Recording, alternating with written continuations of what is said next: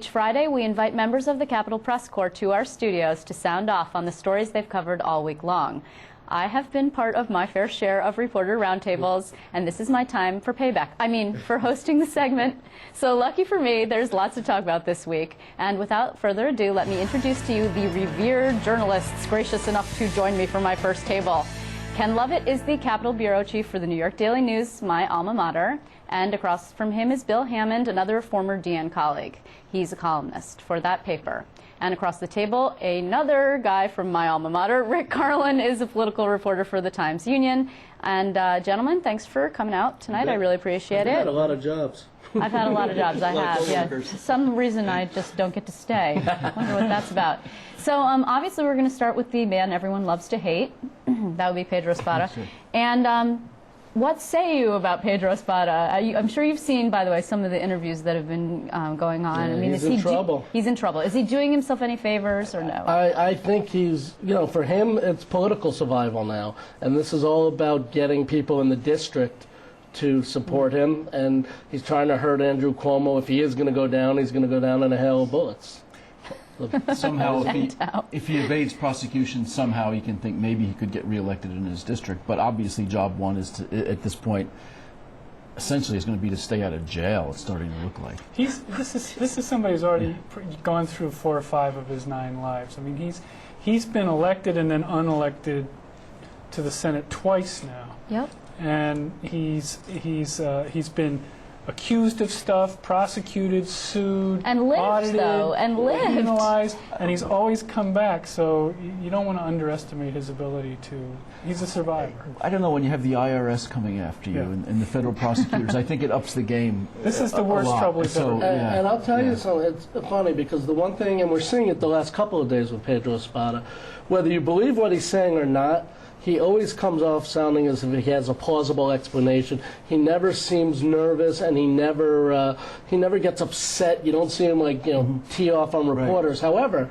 the first day when Andrew Cuomo came out with that civil suit, a lot of people who were at that press conference said for the first time he looked nervous, and he looked like he was scared. Now, the last couple of days is more the Pedro Espada we're more used to, the guy who's running out and taking it on head on. But the Pedro Espada we knew, who looked nervous, also skipped session for the first time as the FBI was raiding his office.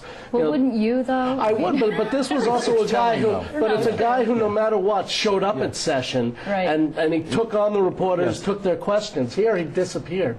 So he's concerned. He always showed up with his game face on, smiling, very gracious, and there participating in the session. Talking about himself in the third person, that way he does. Yeah, that too. Yeah. One of the odd things about this, though, is if you read through the details of the lawsuit by Andrew Cuomo, and admittedly this is the prosecution side, we haven't really heard Espada side, but there are pieces of it that make it sound like he was sort of asking for people to come after him. I mean, one thing that stood out in particular is that he had 2 employees who were prosecuted for diverting public funds from these health clinics into his campaign. They were prosecuted and they were convicted. He was indicted and acquitted. Right. He hired those 2 people back into his organization, and then he appointed them to the compliance committee, which was supposed to be in charge of complying with laws. Yeah. And who chaired the compliance committee? His son.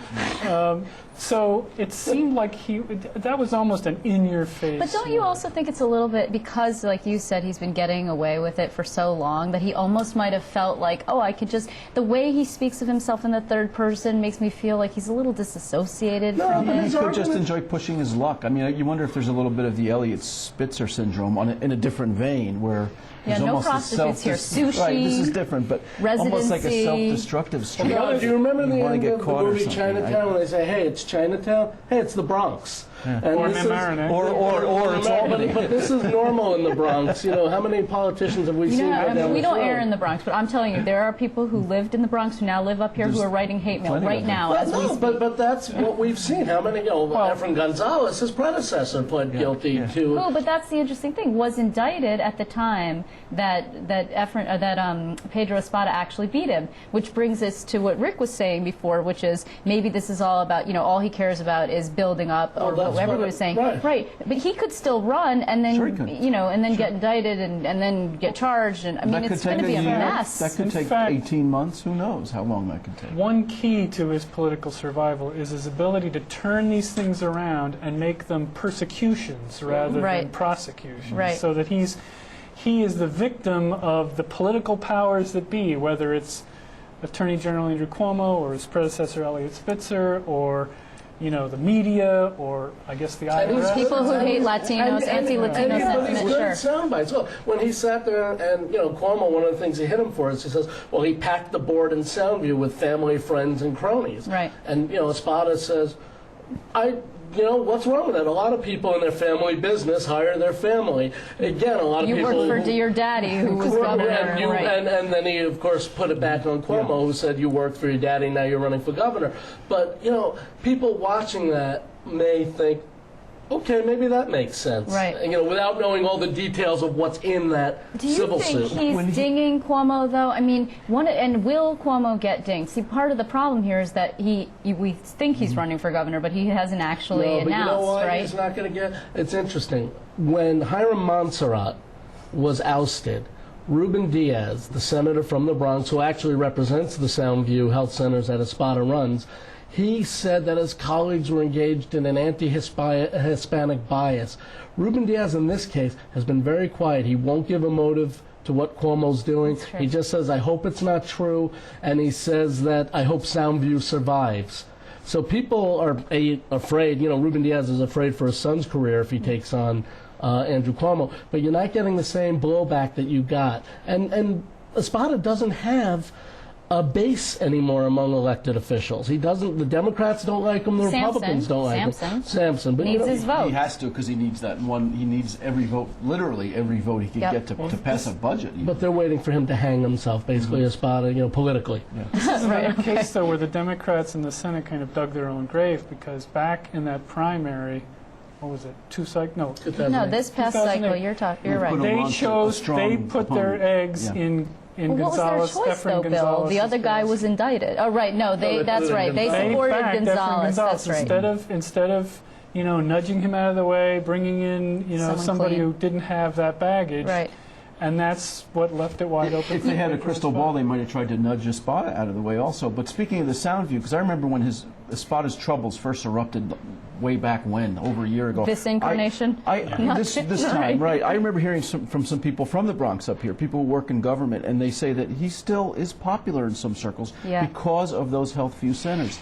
There was no medical care in some of those neighborhoods years ago when he opened up those health care centers, and people remember that. Interestingly, though, is that other people are now getting dragged under the bus. It's like this magic that Pedro Espada has, that he can drag everybody down with him, because now AG candidates are fighting amongst themselves about whether or not it was appropriate for them to speak about this. Well, I thought it was interesting because I spoke to Eric Schneiderman, the state senator running for AG, who I asked him on the floor, what do you think, should Espada step down as majority leader or be stripped? And he says to me, well, I'm running for AG, I may have